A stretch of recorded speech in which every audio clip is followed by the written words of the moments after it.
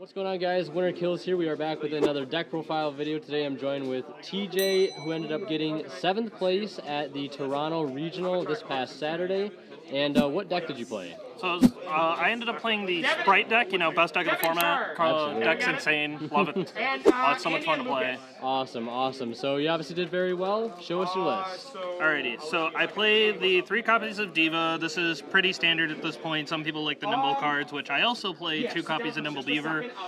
So I wanted to have 5 normal summons that were very productive, as in they got me to another level 2 just to be able to play through other forms of interruption. So also playing ones that were water were very important, because obviously you play the 3 copies of Swap Frog.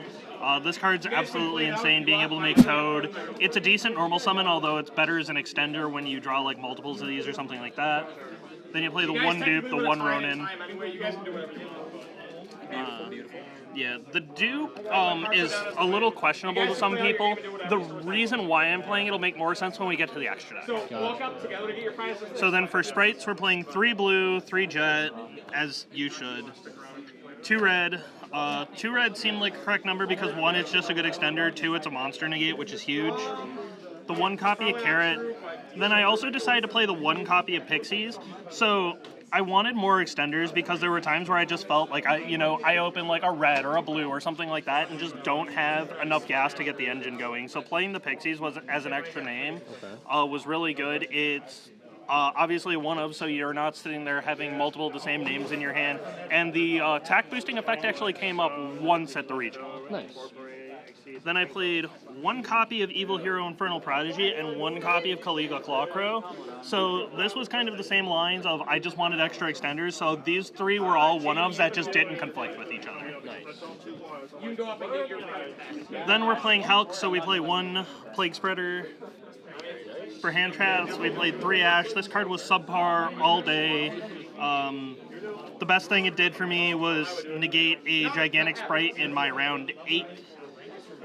3 Ghost Spell. This is the 2nd best hand trap of the format in my opinion. It stops the monster negate effect of Toad. It stops the elf. It stops Gamma most importantly. And then 3 DD Crow, best hand trap of the format. If you're not playing this, I don't know what you're doing. Hell yeah. That's it for the monsters. Spells, 3 Dark Ruler. So even though I'm playing a lot of hand traps, I still wanted something that was really good for when I went 2nd, and this card was just the best card to play. I think if you're not playing 3 of this in the main right now, it's subjective. You should at least be playing a number of them, I think, especially in this deck. I know a lot of people are playing it for Crossout, which I'm not currently maining. I played 3 starter and 1 smashers, and then to round it out, we played the 1 called by. Very nice. 40 card main deck? 40 card main. Love to see it. Now we'll take a look at the extra. Yeah. Perfect. So we play 1 Formula and 1 Arclight. This is what I was talking about when I said it would make more sense that I'm playing the Dupe Frog. So I was very afraid of Tearlament going into the weekend. It was one of my hardest matchups without a doubt. So I just wanted an auto win button against that deck, and this was it, because Arclight just stops them from milling any of their monsters and just shuts off their whole turn. Okay. And then the Dupe Frog being able to protect it is huge, so they can't just go into the battle phase and kill it. Very nice. Then for the Xyz monsters, played 1 Gin Buster. This card was great all weekend. 1 Toad. You don't need any more just because you can recycle it. 2 copies of Gigantic Sprite. This card is insane, being able to play around Gamma, play around Nibiru. I played against a Sky Striker player. This card says Stop Ray. That's all it needed to do. 1 Sky Cav, 1 Downerd, 1 Zeus. I don't play the Cat Shark for the OTK because I feel like the grind game and just having more accessible options into subsequent turns, as well as just being able to play board breaker cards, is really important. Okay. 2 Elf.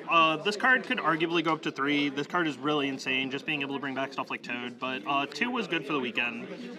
1 Hulk, because we could only play 1.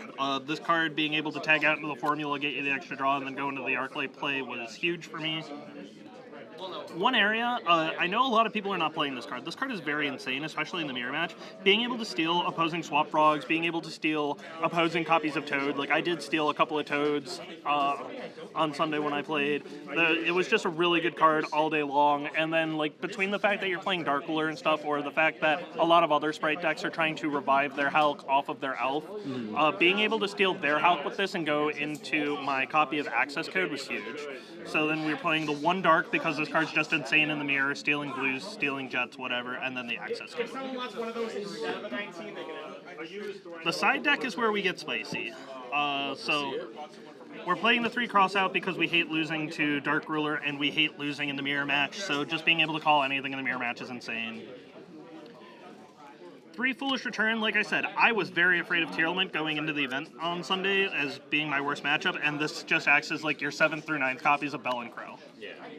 3 Cosmic, just for back row stuff, random Mystic Mine. Like I said, I played against a Sky Striker player, so that definitely came up. 3 copies of Forbidden Chalice. Again, this was one of those cards that it's either good going first or going second. It just lets you take out some of your options like Dark Ruler if you have nothing else to like side out. And it also was just really important for hitting Winda. Yeah. That was the biggest reason I played it.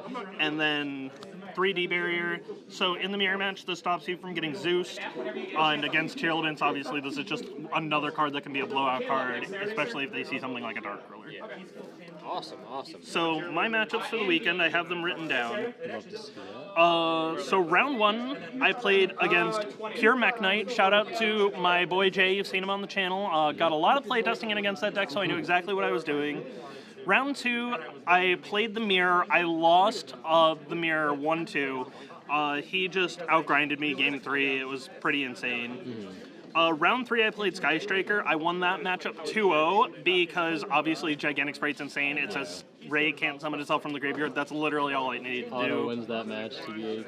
Round 4 was a little awkward. So round 4, there were like a group of people that all decided they were leaving even though they were all like X1 at that point. And my opponent just happened to be one of them. He walked up and was like, "You've got the win." Hey, I was like, free win's a free win. I'd rather have played it, but you know, a free win's a free win. Yeah. Round 5, I played against Adventure Spright. I won that matchup 2-1. I just don't think the adventure cards are that good, honestly. Round 6, I played against Hero. Now, Hero was a very interesting matchup because the new support that deck got is really insane. The new level 2 that lets it banish itself from grave to just draw 2, put 1 to the bottom, it just lets them cycle through their deck for so many different cards. The Spirit of Neos, being able to search Neos Fusion was just insane, but I did end up winning that matchup 2-0 because game 2 I did draw Dark Ruler. He did end on Plasma, Ab-Zero, and DPE though, which would have made DPE a board wipe. Yeah. Round 7, I played against Turn Skip Drytron. I won that 2-1. I won game 1. I, just did my full combo. He wasn't able to do anything. Game 2, I sided not knowing exactly what build he was playing, and I just got turn skipped. I couldn't do anything. And then game 3, just put up oppressive board. It was insane. Round 8, the final round, I played against Twin Spright. I won that matchup 2-1. That matchup was so grindy, arguably one of my hardest matchups of the day. He was playing the Ibley Lock, he was playing some crazy spice. He ended up really taking me to game 3. So I lost game 1 because he went first. Game 2, I went first. I set up a really unbreakable board, even through double evenly. And then game 3 was just a huge grind game that I ended up picking up in the end because I used Dark to bring back his Lilla, the Link 2, and making access code. Very nice. Very nice. Well, congratulations on piloting the Spright tactic to a top 8 finish. Matt looks gorgeous. Oh, yeah. Best. Very, very nice, Matt. Very nice, Matt. Very nice. And yeah, congrats. Anything else you want to add here at the end before we wrap it up? Shout out to everyone in Buffalo who helped me practice. Shout out to everyone who helped me get this, deck built in time. And just shout out to everyone who helped me test. Like I said, I shouted out my boy Jay. I have to shout out Charlie for reminding me that, Gigantic stops Ray. We played a lot of the Sky Striker matchup. And just shout out to everyone who tested in the process.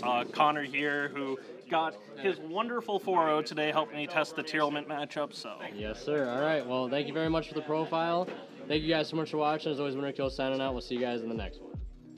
And like always, a huge thank you goes to our Divine Level channel members who are Tweeter0226, Pony Start, Cadillacs84, Justin Lamb, HGH Cyber, and Mango. Thank you guys so much, like always, for extremely kind and generous support of this channel.